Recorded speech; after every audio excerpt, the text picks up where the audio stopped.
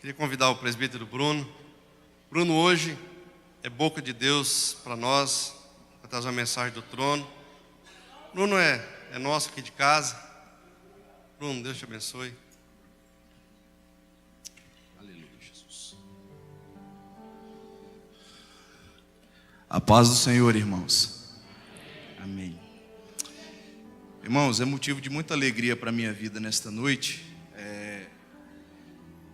estar mais uma vez assomando este altar, esta tribuna, para pregar a palavra de Deus. Louvo a Deus por esta rica oportunidade de estar ministrando no início da campanha, 5 dias de batalha para 5 meses de vitória. Louvo a Deus pela vida do pastor Edmar, da pastora Lélia, de toda a direção da AD Bueno, por esta oportunidade que me concedem e pela confiança que vocês depositam na minha pessoa de eu estar aqui ministrando a palavra de Deus. Irmãos, sem nos delongarmos muito, abra por favor, em nome de Jesus, a Bíblia no livro de Josué. Josué capítulo 8. Nós leremos o versículo 1, o versículo 4, 18, 19 e 27. Josué capítulo 8, verso 1, 4, 18, 19 e 27. Glória a Deus.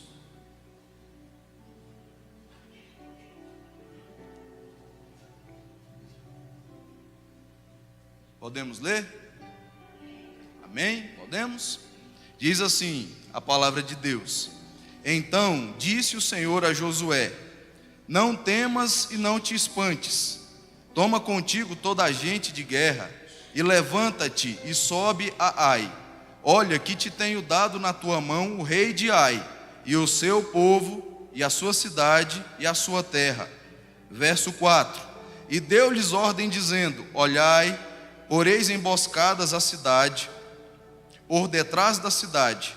Não vos alongueis muito da cidade, e todos vós estareis apercebidos. Verso 18. Então o Senhor disse a Josué: Estende a lança que tens na tua mão para Ai, porque a darei na tua mão. E Josué estendeu a lança que estava na sua mão para a cidade. Então a emboscada se levantou do seu lugar apressadamente, e correram, estendendo ele a sua mão, e vieram à cidade, e a tomaram, e apressaram-se e puseram a cidade a fogo. Verso 27. Tão somente os israelitas saquearam para si o gado e os despojos da cidade, conforme a palavra do Senhor que tinha ordenado a Josué. Amém, irmãos? Amém. Irmãos, é um fato incontroverso e inconteste de que todos nós passamos por batalhas na nossa vida. Todos nós que estamos aqui nesta noite na AD Bueno, travamos as nossas batalhas, sejam elas internas ou externas, mas nós travamos as nossas batalhas. A verdade é que aqui o texto está dizendo que Josué e o povo de Israel, eles conseguiram uma batalha contra a cidade de Ai. Mas nós devemos olhar um pouquinho atrás, o contexto disso, para que a gente entre aqui propriamente na palavra. A Bíblia diz que Josué foi içado por Deus para conduzir o povo de Israel à conquista da terra prometida. Moisés morre, Deus o sepulta no vale, e Josué é guindado por Deus para ser o guia de Israel.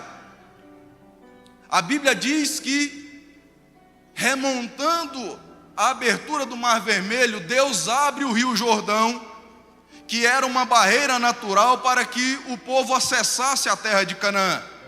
E a Bíblia diz que eles passaram a pés enxutos. E a Bíblia diz que naquele dia o povo respeitou Josué, como havia respeitado Moisés. E o povo segue na sua marcha. Só que no caminho tinha uma cidade chamada Jericó. E a Bíblia diz que Jericó era a cidade das palmeiras. E a Bíblia também nos relata que esta cidade era uma cidade de muralhas altas. A arqueologia bíblica diz que essas muralhas chegavam a mais ou menos 10 metros de altura. Eram 2 muralhas separadas por 5 metros cada uma. E a Bíblia diz que Deus falou para Josué: não temas, eu sou contigo. E aí Deus deu uma diretriz para Josué e o povo, para que eles vencessem aquela guerra, para que eles vencessem aquelas muralhas inexpugnáveis. A Bíblia diz que a cidade estava fechada, ninguém entrava e ninguém saía por conta do povo de Israel, porque aquele povo de Jericó eles estavam fiados nas grandes muralhas, para eles baluarte, bastião, inexpugnáveis. Mas Deus disse para eles, o povo, os sacerdotes, a arca de Deus, vocês vão rodear a cidade durante 6 dias, uma volta a cada dia. Mas no 7º dia, vocês darão 7 voltas, os sacerdotes tocarão as buzinas, o povo vai gritar e as muralhas vão ruir. E a Bíblia diz que assim aconteceu. E o povo de Israel conquistou Jericó. Aquelas muralhas caíram e o povo foi vencedor. Mas Deus falou para eles que não era para que eles pegassem nada de Jericó. Deus usou uma expressão chamada anátema, que lá no Novo Testamento quer dizer maldito, mas lá no Velho Testamento tinha uma segunda coisa aí, porque Deus disse assim: quem tomar do anátema vai fazer maldito o arraial, mas o ouro, a prata e os vasos de metal, esses vão para a casa do Senhor para serem consagrados a mim. Só que a Bíblia diz que teve um camarada chamado Acã, da tribo de Judá, que cobiçou uma capa babilônica, prata e ouro. E aí, quando Josué sobe contra Ai com mais ou menos 3.000 homens, depois que eles espiaram aquele lugar, a Bíblia diz que o povo de Ai correu com eles. Uns 30 e poucos morreram, os outros fugiram, e a Bíblia diz que Josué se prostrou, o rosto dele caiu, o semblante caiu. E aí ele se prostra, rasga as vestes, joga cinza sobre a cabeça, e ele começa a perguntar a Deus: por que, Deus? Uma vitória tão grande contra Jericó e agora a gente perde para esse povo? E aí Deus fala para ele: por que você está prostrado assim? Levanta, tem pecado no meio do povo. E a Bíblia diz que eles lançaram sortes, as sortes caíram sobre Acã e a sua família, e aí fora descoberto que tinha pecado. Porque Acã tinha lançado mão da capa, do ouro e da prata. E o ouro e a prata era para ser consagrado para Deus. Ele tomou aquilo que era de Deus. A Bíblia diz que eles foram levados para um lugar, foram apedrejados e queimados. Acã, sua família, o seu gado, suas ovelhas, aquilo que ele tinha tomado, enfim. O anátema foi tirado do meio do povo. E aí a gente entra no capítulo 8. E aí eu já quero explanar o verso 1. O verso 1 diz que Deus falou para ele assim: não temas, não tenha medo, eu estou contigo. Toma toda a gente de guerra e sobe, porque eu já entreguei na tua mão o povo de Ai, o rei de Ai e tudo que tem lá para vocês. Sabe o que eu aprendo, irmãos? Aqui, que as derrotas produzem na nossa vida medo. Quando nós nos defrontamos com outra batalha, aquele revés gera medo na gente. Deus falou para ele: não temas, não tenha medo, porque ele estava com medo, ele tinha perdido já uma vez para aquele povo. E a Bíblia diz que eram uns 18.000 habitantes em Ai.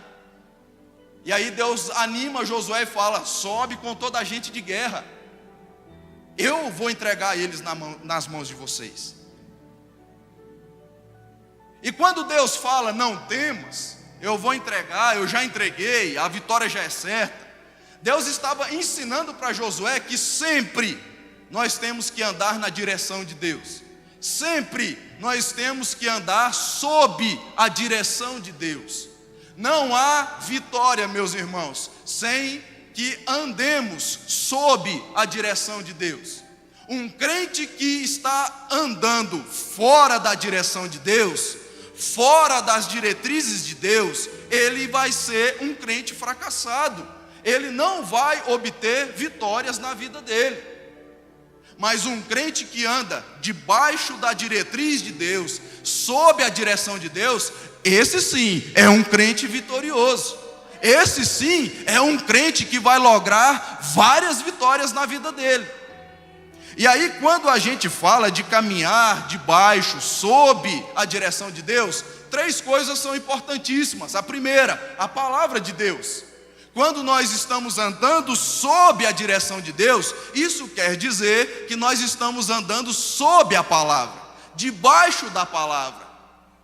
A Bíblia diz lá no Salmo 119, verso 105, o salmista diz assim: lâmpada para os meus pés e luz para o meu caminho, é a tua palavra.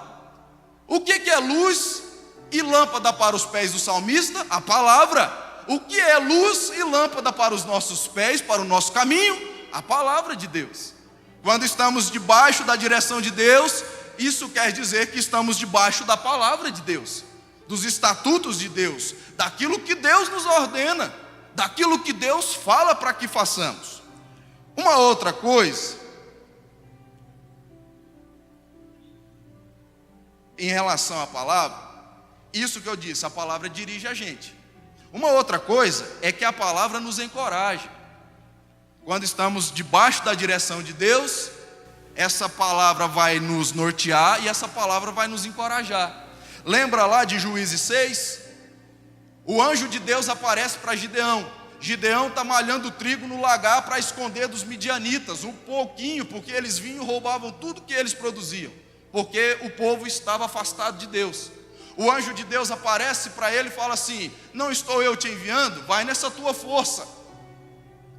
O anjo aparece para Gideão num momento de crise, num momento de adversidade, e anima ele com a palavra: vai nessa tua força. Quando a gente anda debaixo da direção de Deus, da palavra, a palavra de Deus vai encorajar a gente.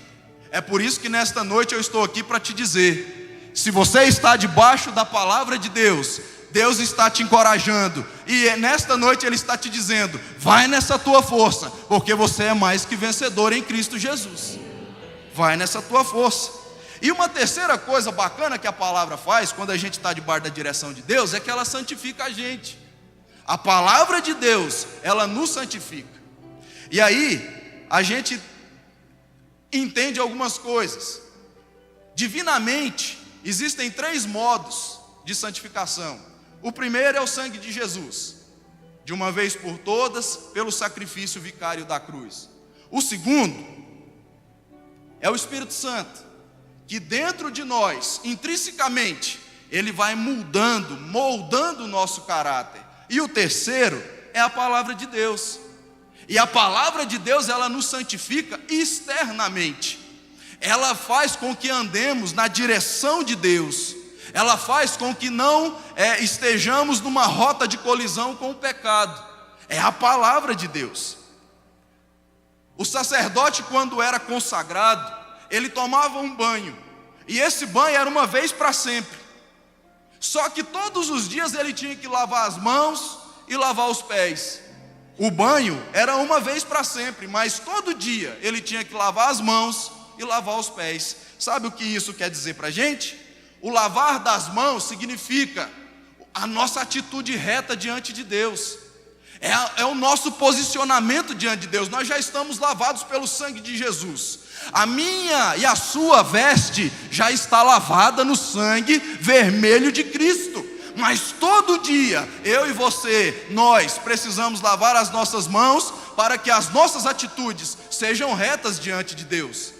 E os nossos pés diz de nós estarmos separados deste mundo, de não andarmos consoante aos prazeres desse mundo, ao príncipe que reina nesse mundo. Lavar os pés todos os dias. É por isso que lá em 1 João 2, 15, 16 e 17, ele diz assim, que aquele que ama o mundo, não ama a Deus. E aí ele fala o seguinte, que a concupiscência do mundo, o que está no mundo é a concupiscência dos olhos, a concupiscência da carne e a soberba da vida. E aí ele diz que isso não procede de Deus, procede do mundo. E aí ele termina o verso 17 dizendo assim, que todas essas coisas, o mundo e a sua concupiscência, vão passar, mas aqueles que estão fazendo a vontade de Deus, esses permanecem para sempre, porque a palavra de Deus nos santifica, porque estamos andando na direção de Deus. Segundo, a oração. Quando andamos na direção de Deus, isso quer dizer que somos pessoas de oração. A oração vai validar a minha e a sua bênção diante de Deus, a minha e a sua vitória diante de Deus. Quando o nosso processo chegar diante de Deus, Ele vai chancelar e Ele vai dizer: vocês são mais que vencedores em Cristo Jesus. Eu libero a vitória de vocês nesta hora. É a oração. Deus é soberano, mas Ele escolheu a oração como um modo de se relacionar com a gente. Quando a gente anda debaixo da direção de Deus, nós somos homens e mulheres de oração. E sabe qual é uma coisa bacana da oração? Primeiro, ela traz livramento para a gente. Lá em Atos 12, a Bíblia diz que Herodes matou Tiago à espada e prendeu Pedro. E Pedro estava amarrado com cadeias e preso aos soldados. Mas a Bíblia diz que havia oração incessante por ele, pela igreja. E a Bíblia diz que na noite em que Herodes intentou matá-lo, o anjo apareceu, as cadeias caíram de suas mãos e ele saiu pela porta da frente da cadeia. Sabe por quê? Porque a oração traz livramento. A oração, meu irmão, que você faz, traz livramento para você, traz livramento para sua família, traz livramento para as pessoas que estão à sua volta. Sabe uma segunda coisa muito bacana que a oração faz? A oração revoga, a oração abroga. Sabe o que é revogar? Revogar significa tirar a validade por meio de outra norma. Um dia, lá em 2 Reis 20, Isaías entra na presença de um rei e diz assim: você vai morrer, põe a sua casa em ordem. Esse rei olha para ele, esse rei olha para a parede, chora e ora, e faz uma oração para Deus. E ele começa a expor aquilo que ele sentia no coração dele. A Bíblia diz que a partir da oração daquele rei, o rei Ezequias, antes que o profeta saísse do pátio, Deus manda ele voltar. Deus revoga, Deus abroga, e o profeta chega e fala assim: rei, você não vai morrer mais não, você vai sarar, e Deus ainda vai acrescentar mais 15 anos de vida para você. Quando a gente ora, Deus revoga cativeiro. Se você hoje se encontra num cativeiro, eu quero te dizer como profeta de Deus: ore sem cessar, e Deus vai revogar isso na sua vida, seja na sua vida sentimental, seja na sua vida espiritual, seja na sua vida matrimonial, seja na sua vida financeira.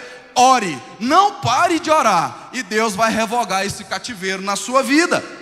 Uma outra coisa é que a oração traz o poder de Deus. Um adágio muito conhecido dentro da igreja Assembleia de Deus é que pouca oração, pouco poder. Muita oração, muito poder. Só tem um jeito de nós trazermos o poder de Deus para a nossa vida, através do Espírito Santo que está dentro de nós, através da oração. Lá em Atos 1 e 2, a Bíblia diz que os 120 que estavam no cenáculo, eles estavam orando. E a Bíblia diz que quando findou o Pentecostes, a Bíblia diz que o Espírito Santo desceu, línguas repartidas como de fogo foram vistas sobre eles. Eles falaram em outras línguas e foram cheios do poder de Deus. E a Bíblia diz que Pedro, cheio da autoridade de Cristo, pregou e quase 3.000 almas se renderam aos pés de Jesus. Não existe evangelho sem oração, e não existe poder do Espírito Santo sem oração, irmão. Se você quer o poder de Deus na sua vida, na sua casa, na sua empresa, então ore. Se você não orava, então passa a orar, porque aí você vai ver Deus agindo em seu favor, e a vitória é certa em nome de Jesus Cristo. Aleluia. E para finalizar esse versículo, porque eu tenho um tempo aqui. Quando nós andamos debaixo, sob a direção de Deus, isso quer dizer que nós andamos por fé. Crente não anda por vista, crente anda por fé. Quem anda por vista é o mundo, mas nós andamos por fé. Crente que fica andando por vista, certamente ele não vai alcançar, divisar, dimensionar as grandes maravilhas, os grandes milagres e as grandes vitórias que Deus tem para ele. Porque crente não anda por vista, crente anda por fé. Agora, quando nós falamos de fé, fé em dois âmbitos principais. Fé natural, que é aquela que todo mundo nasce com ela, é aquela fé que é introjetada em nós quando nascemos, é aquela fé que faz o camarada ir na lotérica pagar uma conta de água e jogar e fazer uma fezinha na Mega Sena. É a fé natural. Mas existe a fé sobrenatural. E a fé sobrenatural, ela é operada pelo Espírito Santo de Deus. A Bíblia diz que é o dom da fé. E é o dom da fé operado pelo Espírito Santo em nós. Não é nosso, é de Deus. E Paulo ainda vai mais longe, ele diz que alguns não têm essa fé. Mas nesta noite eu quero declarar sobre a igreja de Deus, que todos nós aqui temos o dom da fé. Todos nós aqui temos fé, que os dias ruins, os dias de crise vão passar, e Deus vai nos dar a vitória em nome de Jesus Cristo. Pela fé, irmão, é pela fé. Eu acho interessante, Marcos 9:23, Jesus diz que tudo é possível ao que crê. Só que existe algo tremendo aqui. Quando a gente traduz do grego, do original, essa crer, a gente só vem à nossa mente acreditar. Só que quando a gente vai para o texto original, a ideia lá, ampla, lata da coisa, é a seguinte: quando ele fala tudo é possível ao que crê, ele está falando assim, tudo é possível ao que lançar-se com todas as suas forças, de todo o seu coração, de todo o seu entendimento, e mergulhar. Mergulhar é mais do que acreditar, é você se lançar, é você pisar no primeiro degrau da escada sem saber se ela tem continuidade. Isso é fé. E eu acho muito interessante uma expressão de fé, e diz assim: a fé nos faz crer no incrível, ver o invisível e realizar o impossível. Nesta noite, meu irmão, se você tiver fé, você vai crer no incrível, vai ver o invisível e vai realizar o impossível em nome de Jesus Cristo. Mas tem que ter fé. Tem que ter fé. Verso 4. A Bíblia diz que era para pôr emboscadas na cidade, de trás da cidade. E não era para se alongar muito dela. E a Bíblia diz também que era para eles ficarem apercebidos. Sabe o que eu aprendo aqui? Que para vencermos as batalhas que se configuram na nossa vida, nós temos que usar de estratégia e vigilância. Estratégia e vigilância. E quando a gente fala de estratégia, quando falamos de estratégia, estamos falando de um processo de concepção.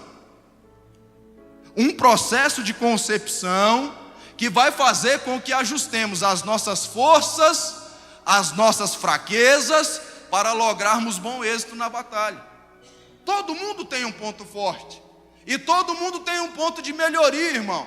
Porque hoje a gente não usa falar ponto forte, ponto fraco. A gente diz assim: todo mundo tem um ponto forte e todo mundo tem um ponto de melhoria. E quando a gente usa de estratégia e a gente concebe isso no nosso coração, a gente olha para dentro de nós mesmos, e aí a gente vai perceber os nossos pontos fortes e os nossos pontos de melhoria. E isso vai fazer com que logremos um bom êxito na batalha e, consequentemente, nos trará a vitória. Quando a gente fala de estratégia, nós estamos falando de um processo formal. Sabe o que é isso? Traçar planos operacionais para conquistarmos as vitórias. Já viu alguém que vence sem traçar planos? Se você já viu, você me fala, porque eu nunca vi. Todos os grandes conquistadores, Todos aqueles que vencem na vida, eles traçam planos, eles traçam processos formais para conseguirem lograr bom êxito. E quando a gente fala de estratégia, nós estamos falando também de um processo de transformação. Sabe o que é isso?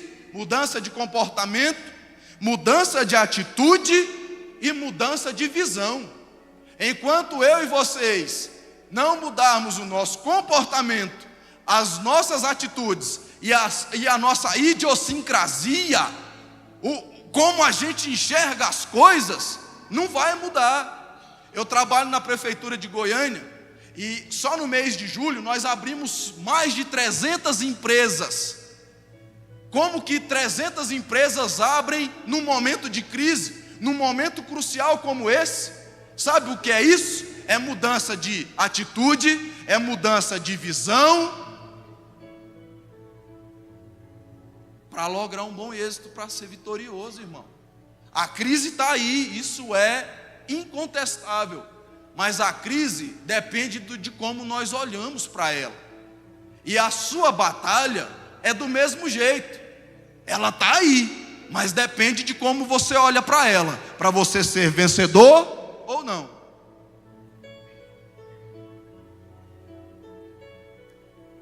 Esteja percebido. Estratégia. Agora, você tem que estar apercebido. Você tem que estar vigilante. E um crente que não vigia é um crente fracassado. É um crente que certamente vai escorregar. Agora, a gente vigia para quê? Vou te dar 3 situações principais. Por que a gente tem que vigiar? Primeiro, em relação à nossa salvação.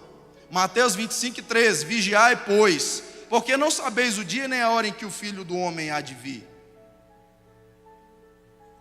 Por que a gente tem que vigiar? Por causa da nossa salvação. A nossa salvação é posicional. Existe uma teologia, uma vertente teológica aí, que diz que uma vez eu fui salvo, eu estou salvo para sempre. E eu não vou entrar nesse mérito aqui, eu só estou querendo dar um exemplo. Que a nossa salvação é posicional, depende da nossa atitude diária. É por isso que lá em Mateus 11:12, a Bíblia diz que desde os dias de João Batista, o reino de Deus é tomado por esforço. E só os que se esforçam se apoderam dele. Então a gente tem que vigiar primeiro em relação à nossa salvação. Segundo, em relação à nossa natureza terrena. Mateus 26:41, vigiai e orai, para que não entreis em tentação, porque na verdade o espírito está pronto, mas a carne é fraca. Nós temos que vigiar em relação à nossa natureza terrena, porque existe uma natureza terrena dentro de nós. Nós ainda não fomos glorificados, nós ainda não tivemos o nosso corpo transformado, imortalizado, incorruptibilizado. Então existe uma natureza terrena, e é por isso que nós temos que vigiar. E aí Paulo, quando escreve aos Colossenses, lá no capítulo 3, 5 e 6, ele dá uma lista de coisas que a gente tem que fazer, morrer, irmão.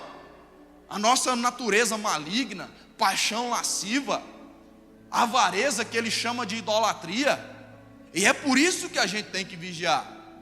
E uma terceira coisa, em relação ao nosso adversário, 1 Pedro 5:8, sede sóbrios e vigilantes. O diabo, vosso adversário, anda em derredor, buscando a quem possa tragar.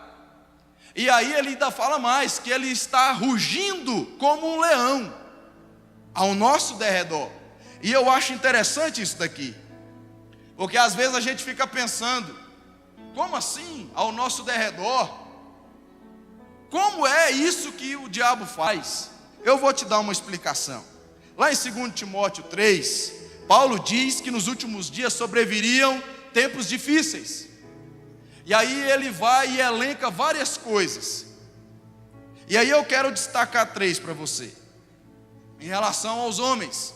E eu quero te falar que os leões que rugem podem ser pessoas que estão ao nosso derredor, sabia? O adversário nosso, que é o diabo, ele pinça pessoas, e essas pessoas se tornam leões que rugem. E aí eu quero te falar 3 aqui. Primeiro, pessoas egoístas. Você quer ser vitorioso? Você quer estar nessa campanha, nessas 5 quartas-feiras, 5 dias de batalha, para 5 meses de vitória? Então foge de perto de pessoas egoístas, irmão. Pessoas que só veem o seu bem próprio. Pessoa que não está nem aí para o outro. Pessoa que não é altruísta, que não se coloca no lugar do outro, mas ele sempre quer levar vantagem, ele sempre quer estar por cima. Uma pessoa egoísta. Se você conhece pessoas desse jeito, sai de perto delas. É um leão que está rugindo, e se a gente não vigiar e bobear, ele traga a gente. Sabe um outro? Os traidores. Está lá, Paulo está falando lá para Timóteo. Traidor, pessoa traíra, pessoa que você confere a ele um segredo e ele sai espalhando para todo mundo. Pessoa que você conta para ele alguma coisa e ele, como um traidor, sai espalhando para todo mundo. Foge de perto de uma pessoa assim. Pessoa que é desleal, pessoa que não é leal com você. Foge, irmão. Foge de tais pessoas, porque um traidor é um leão que ruge, e se a gente bobear, ele traga a gente. E um outro, são aqueles que em forma de piedade, tendo forma de piedade, negam Cristo. Sabe aquele camarada lá do seu trabalho, que ele fala que é crente, mas as atitudes dele são de um ímpio? Tem aparência de piedade, mas fica negando Jesus. Sabe? Você conhece gente assim, irmão? O cara todo bonitinho, todo centradinho, parece, tem forma de piedade, mas nega Jesus nas suas atitudes. A gente ouve aqui nesse altar o pastor falando isso direto, irmão. Pessoa que fala: eu não vou para a igreja por causa do testemunho daquele. Entendeu? Tem forma de piedade, mas o testemunho é totalmente depravado, deturpado, pervertido. Foge dele, porque ele pode ser, sim, um leão que ruge. Mas nesta noite, o Espírito Santo está colocando no nosso coração uma estratégia nova e um espírito vigilante, para que a gente avance e para que a vitória chegue e para que a gente cante o hino da vitória lá do outro lado, meu irmão. Estratégia e vigilância. Mas vamos para o verso 18 e 19. Deus mandou Josué estender a lança, e a Bíblia diz que Josué ficou com a lança estendida, enquanto aquela cidade não foi totalmente conquistada. Sabe o que eu aprendo aqui? Eu aprendo que nós temos que nos colocar na batalha. Eu e você, irmãos, nós temos que ir para a batalha. Nós temos que arregaçar as mangas, ir à luta e sair da zona de conforto que nós nos encontramos. Eu acho tremendo uma frase de Albert Einstein. Ele disse assim: insanidade é fazer sempre a mesma coisa e querer resultados novos. Isso é ser insano. Eu estou sempre fazendo a mesma coisa, mas eu fico esperando resultados novos. Que dia? Isso fala de zona de conforto. Zona de conforto. Nós somos soldados, arregimentados por Deus para uma batalha. E um soldado que está na batalha, ele tem que se movimentar. Ele não pode ficar parado o tempo todo. Ele tem que se movimentar. Ele tem que ir para frente. Ele tem que dar tudo de si na batalha, irmão. Soldado que não dá tudo de si na batalha, fatalmente a mãe, a esposa, o pai vai receber uma medalha de honra ao mérito, mas ele não vai voltar para casa, porque ele não deu tudo de si, ele não se doou, ele não se entregou para aquele negócio. E aí eu acho interessante, Thomas Alva Edison, o inventor da lâmpada, ele disse que um gênio é constituído de 1% de inspiração e 99% de transpiração. Thomas Edison diz isso. Um gênio é 1% de inspiração e 99% de transpiração. E eu quero usar e fazer uma parafrase disso, e eu quero te dizer em nome de Jesus: você é um vencedor. Então você é constituído de 1% de inspiração e 99% de transpiração, meu irmão. Se você é um vencedor, se você é mais que vencedor em Cristo, então é 1% de inspiração só, mas o restante é suor que você larga na terra para você ser vencedor. É arregaçar as mangas, é fazer aquilo que pertine a gente a fazer. Apocalipse diz que Deus coloca uma porta aberta diante da gente, mas Ele não fala, eu te faço passar por ela. A porta está aberta, a gente tem que passar, a gente tem que entrar por ela.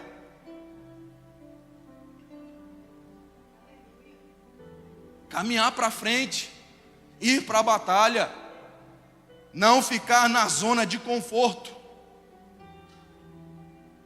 E o verso 27, para a gente finalizar.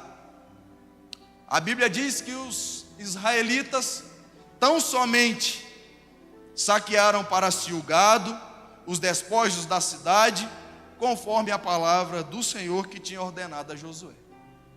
Sabe o que eu aprendo com isso? Que nós devemos tomar posse da nossa vitória. Jesus já conquistou a vitória por nós. Deus já disse para mim e para você: não temas, não tenha medo. Deus já falou para nós: eu vou te dar uma estratégia nova, um espírito vigilante. E agora Deus está dizendo para mim e para você: toma posse da sua vitória. Não saia, irmão amado, desta igreja hoje sem tomar posse da sua vitória. Não deixe que o diabo roube a vitória que Deus instituiu para você nesta noite. Você não saiu da sua casa a esmo, você não saiu da sua casa à toa, você saiu da sua casa impelido pelo Espírito de Deus, porque Deus tem uma vitória reservada para você nesta noite. Deus tem uma vitória reservada para você durante todas as quartas-feiras da nossa campanha.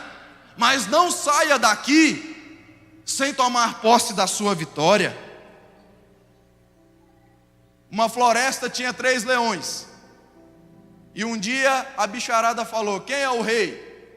E aí eles falaram: vocês vão ter que se desafiar, vocês vão ter que se degladiar. E eles falaram: não queremos. E aí deram para eles uma saída para aquela luta, para aquele problema. Vocês vão ter que escalar uma montanha, a montanha é difícil. E aí num dia e hora determinado, os leões começaram a escalar a montanha. O primeiro tentou, não conseguiu. O segundo tentou, não conseguiu. O terceiro tentou, não conseguiu. Os 3 desceram derrotados pela montanha. Aí eles começaram a confabular entre si. E agora? Ficou na mesma. Mas aí uma águia sábia falou: eu sei quem é o rei, porque eu estava perto deles. O primeiro desceu e falou: montanha, você me derrotou. O segundo desceu e falou assim: montanha, você me derrotou. Mas o terceiro também falou: montanha, você me derrotou. No entanto, você já alcançou a sua estatura, e eu continuo crescendo, e mesmo com essa derrota, eu vou te vencer. E aí aquela ave sábia falou o seguinte: sabe quem é o vencedor? É aquele que encarou a derrota com um espírito de vencedor. E eu quero te dizer nesta noite, eu gostaria que você ficasse de pé para a gente finalizar. E eu quero terminar essa palavra hoje dizendo: você venceu o medo, você agiu com estratégia e vigilância, arregaçou as mangas e foi para a batalha. E agora você vai tomar posse da sua vitória. Porque lá em Deuteronômio 31:8, Deus diz assim, a Bíblia diz assim: Deus é aquele que vai adiante de ti, Ele será contigo, não te deixará, nem te desamparará. Não temas, e nem te espantes. A vitória é certa, meu irmão. Você é mais que vencedor em Cristo Jesus. É Deus que vai adiante de ti. Ele está contigo. Você não está sozinho. Você não está desamparado. Diz aí para quem está do seu lado, fala assim para ele, com fé: você não está sozinho nesta batalha. O Senhor dos exércitos está com você. E porque Ele está com você, a sua vitória é certa.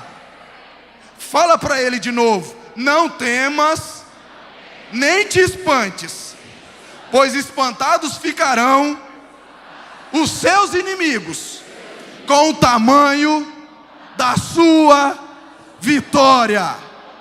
É eles que se espantarão, meus irmãos, com o tamanho da sua vitória.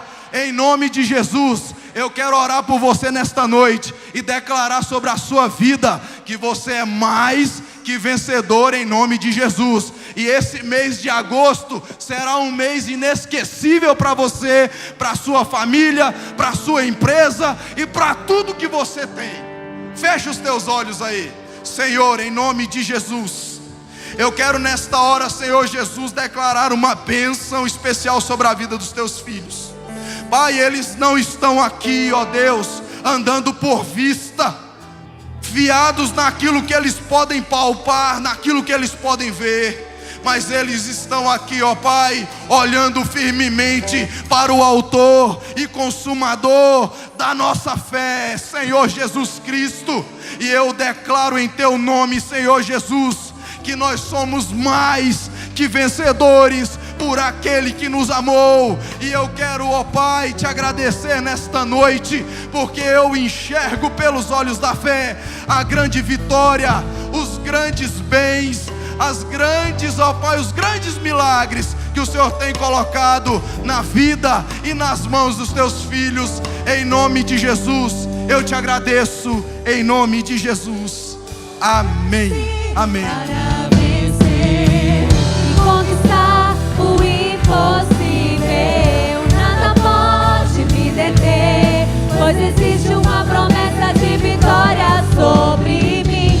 O inimigo não vai resistir. A ordem de Deus, a ordem de Deus. Nasci para vencer e conquistar o impossível. Nada pode me deter, pois existe uma promessa de vitória sobre mim. O inimigo não vai resistir. A ordem de Deus, a ordem de Deus. Aleluia, aleluia. Será que nessa noite existe alguém aqui entre nós? Será que tem aqui nessa noite alguém que ainda não entregou o seu coração para Jesus? Será que você veio aqui hoje e você tem alguns dias se sentindo incomodado pelo Espírito Santo, mas hoje o Espírito Santo falou com você, mas você ainda não se entregou? Você ainda não entregou o seu coração para Jesus? Você ainda não levantou sua mão e confessou Jesus como seu único e suficiente Salvador? Se você está aqui nessa noite e o Espírito Santo falou com você, eu queria te convidar a dar um passo de fé, a você ter a atitude hoje de vencedor e você vir aqui na frente. Será que tem alguém aqui?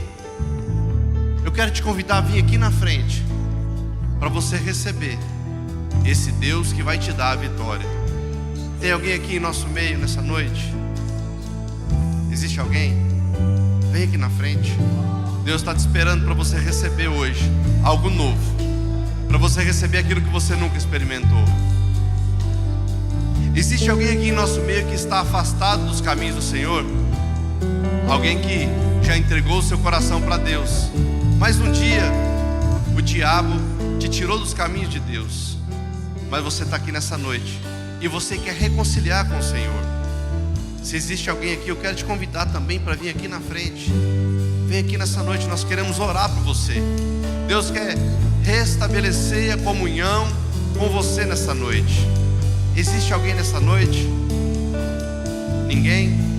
Amém, irmãos? Você pode dar uma salva de palmas para o Senhor em nome de Jesus? Glória a Deus. Oh, aleluia. Podeis se assentar em nome de Jesus. Obrigado, Débora. Deus abençoe a equipe de louvor. Glória a Deus. Irmãos, você está com o seu cartão aí na sua campanha? Pega o seu cartão aí. Pega o seu cartão. Vamos orar pelo cartão, irmãos. Fique de pé, por favor. Fique de pé. Vamos orar pelo cartão. Vamos orar. Irmãos, nós estamos aqui hoje batalhando pelo mês de agosto. Batalhando pelo mês de agosto. Aleluia. O que você colocou no seu cartão aí? Deus tem uma vitória para você em nome de Jesus. Esse mês de agosto eu quero declarar na sua vida que vai ser um mês de bênção, vai ser um mês de milagre, vai ser um mês de extraordinário de Deus. O Bruno pregou aqui, irmãos, tem crise aí fora, mas Deus vai entregar para você nessa noite a vitória nesse mês de agosto.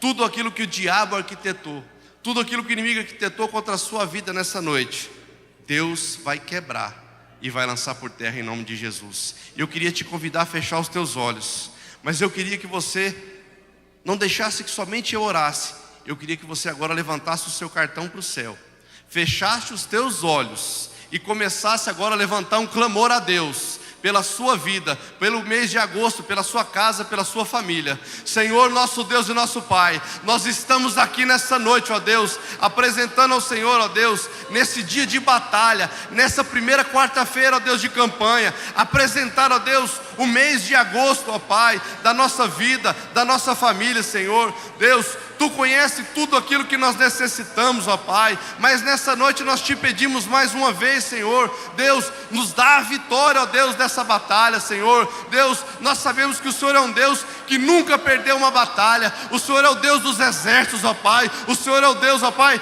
que vence as batalhas, o Deus que dá força, o Deus que dá estratégia, ó Pai, o Deus que aumenta a nossa fé, Pai. O Senhor é o Deus que está sentado acima das estrelas, ó Pai, e tudo está no controle das Tuas mãos. Nada, ó Pai, pode escapar dos Teus olhos, ó Pai. E nessa noite nós te pedimos, porque nós precisamos da vitória. Nós não somos capazes sozinhos, mas com o Senhor nós somos mais que vencedores, mais que vencedores. E nessa noite, ó Pai, na autoridade do nome de Jesus, ó Deus, eu declaro sobre a vida de cada um de nós aqui, ó Deus, a vitória do Senhor no mês de agosto, para a nossa casa, para a nossa igreja. E se você acredita na sua vitória, dá uma salva de palmas bem forte para o Senhor em nome de Jesus. Aleluia, glória a Deus, aleluia, irmãos. Agora você pode sentar, irmãos. Amém. Ao vivo é assim, irmãos, é desse jeito. Irmãos, sábado nós teremos a consagração. Sábado a partir das 9 horas, você não pode perder, irmãos. O Bruno falou aqui, é a oração é que entrega para nós a chave da vitória, irmãos. Nós temos que orar, irmãos, nós precisamos orar. A nossa diferença é a oração. Para Deus escutar, nós temos que pedir. Então, sábado 9 horas, eu sei que muita gente trabalha, tem compromisso, mas, irmãos, pede uma folga. É só um dia. Domingo é a Santa Ceia.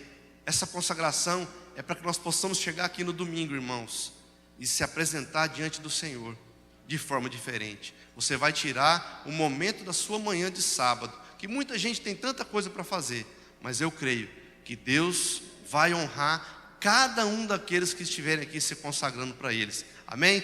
Então, você está convocado para estar aqui e traga alguém que você sabe que está precisando.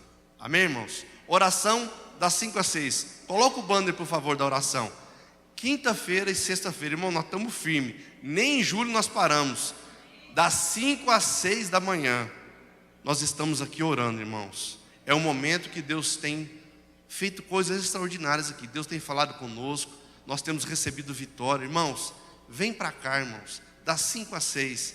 Muitos já trabalham, sai daqui e vai para o seu trabalho. Alguns conseguem voltar em casa, mas vem para cá, não perde não. Faz um esforço, porque Deus, Ele responde às nossas orações. Então você está convidado a participar conosco das 5 às 6 da oração. Amém? Amanhã, quinta-feira, às 8 horas, nós temos parceiros de oração. O pastor Éder dirige aqui esse culto. Parceiros de oração. Irmãos, quinta-feira é uma bênção. É um dia de oração. Vem para cá. Você não conseguiu vir de madrugada? Vem à noite. Você veio de madrugada? Vem à noite também. Vem orar aqui, quinta-feira, às 8 horas. Amém, irmãos? Amém. Glória a Deus.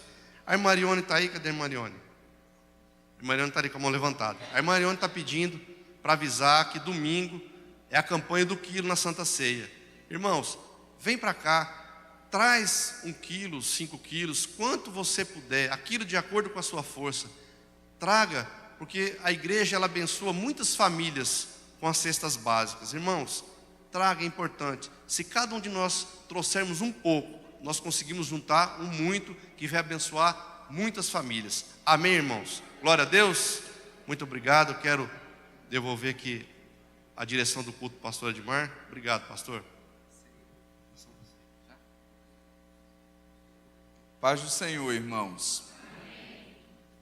Nós louvamos a Deus pela sua bondade, pela sua misericórdia, pelo fato de Deus ser tão gracioso conosco e ter separado esses dias aqui, no mês de agosto, todas essas quartas-feiras desse mês, para que nós pudéssemos exercitar a nossa fé e, em exercitando a nossa fé, a bênção de Deus pudesse ser, como vai ser, uma realidade na nossa vida. Nós não temos nenhum tipo de temor, não é? Nenhum tipo de dúvida em nosso coração de que esse segundo semestre vai ser o melhor segundo semestre da nossa vida.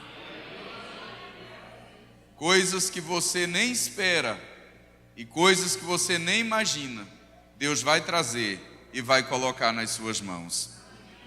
Coisas que talvez você nem está esperando, ou coisas que ao longo de tempos da sua trajetória, o diabo tentou de alguma maneira bloquear e impedir isso na sua vida. Nós estamos declarando que nesse segundo semestre, Deus vai abrir as janelas dos céus sobre a nossa vida, e nós vamos experimentar milagres sobrenaturais e extraordinários da parte do Senhor. Então, que Deus te abençoe. Nós estamos começando hoje. Quarta-feira que vem, eu vou estar ministrando aqui na campanha.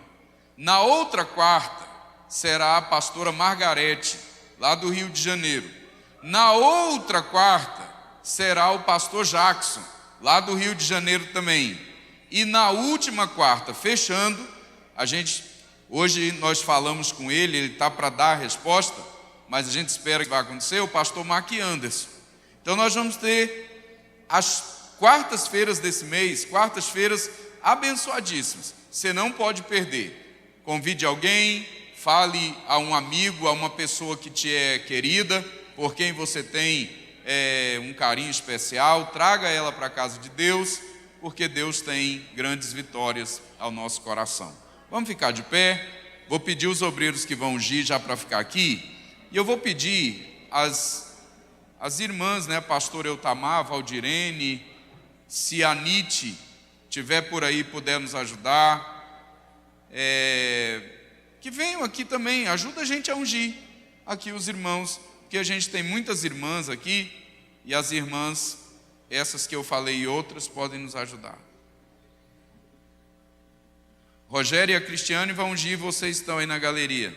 Pode ficar tranquilos aí que eles vão ministrar unção para vocês aí. Estão lá já, apostos, né? Muito bem. Só reforçando, domingo a nossa Santa Ceia, a maior festa da igreja aqui na terra, irmão. Você não pode perder o culto da ceia. E domingo eu vou trazer uma mensagem para você aqui, muito interessante. Eu já vou dizer só para você ir pensando sobre isso. que Deus mandou Jonas para um lugar e ele foi para outro. E porque Jonas não atendeu aquilo que Deus disse a ele, a Bíblia diz que uma tempestade veio sobre a vida de Jonas. E a história do livro de Jonas é isto: Deus falando com ele se recusando, uma tempestade vindo e a obra de Deus se realizando na vida do profeta. Eu vou falar para você domingo sobre por que a gente enfrenta tempestades na nossa vida. Tempestade fala de um tempo ruim, fala de um tempo difícil, fala de um tempo de adversidade. Isso é que significa tempestade na Bíblia. Toda vez que a Bíblia fala de tempestade, ela está falando de um tempo tormentoso em alguma área da nossa vida. E a gente vai aprender com Jonas por que a gente tem certas tempestades na nossa vida. Por que às vezes você enfrenta coisas que você não queria enfrentar nas diversas áreas do seu viver. A gente vai aprender com Jonas. Por que Jonas enfrentou tempestade? E a gente vai aprender como é que a gente faz cessar a tempestade na nossa vida, para que a bênção de Deus seja uma realidade no nosso coração. Se você quer aprender sobre isso, se você quer saber sobre isto, esteja aqui domingo à noite, que eu vou ministrar essa palavra aqui na ceia para o seu coração. Muito bem, nós vamos terminar, eu vou ministrar a bênção, mas eu preciso te dizer isso. Tinha um moço chamado Mefibosete, ficou aleijado dos pés. Lá em 2 Samuel 9 conta que Davi um dia disse assim: tem alguém da parentela de Saul vivo? Eles disseram: tem um Mefibosete. Ele é aleijado dos pés e está em Lodebar. E Davi disse: não, mas ele não foi feito para viver em Lodebar. Ele é neto de rei. O lugar dele não é em Lodebar. O lugar dele é no palácio. Vai lá e traz ele. E aí trouxeram Mefibosete. E Davi disse assim: a partir de hoje, todos os dias, você vai comer pão na mesa do rei, porque o seu lugar não é em Lodebar, o seu lugar é no palácio. Deixa eu te dizer, Deus vai mudar a história da sua vida também. Porque o seu lugar não é em Lodebar, irmão. Lodebar era a vila suja, imunda, nojenta, feia. Davi disse: seu lugar não é em Lodebar, seu lugar é no palácio. Deus está dizendo para você também: seu lugar não é em Lodebar não, seu lugar é no palácio. Então dá um sorriso para quem está perto de você e fala: Deus está falando com você hoje. Seu lugar não é em Lodebar. Fala: seu lugar é no palácio. Fala para ele assim: Deus vai mudar a história da sua vida. Agora dá um sorriso para ele e fala: você tem DNA de rei. Fala aí para ele. Aleluia, glória a Deus. Curve a sua cabeça, filho, filha, receba a bênção de Deus. Que o Senhor te abençoe e te guarde. Que o Senhor faça resplandecer o seu rosto sobre ti e tenha misericórdia de ti. Que o Senhor sobre ti levante o seu rosto e te dê a paz. Todos dizem amém. Amém. Quem diz amém, aperte a mão de alguém e diga: a paz do Senhor, abençoado de Deus. Venha aqui pelo corredor central, faça a fila para você receber a unção em nome de Jesus.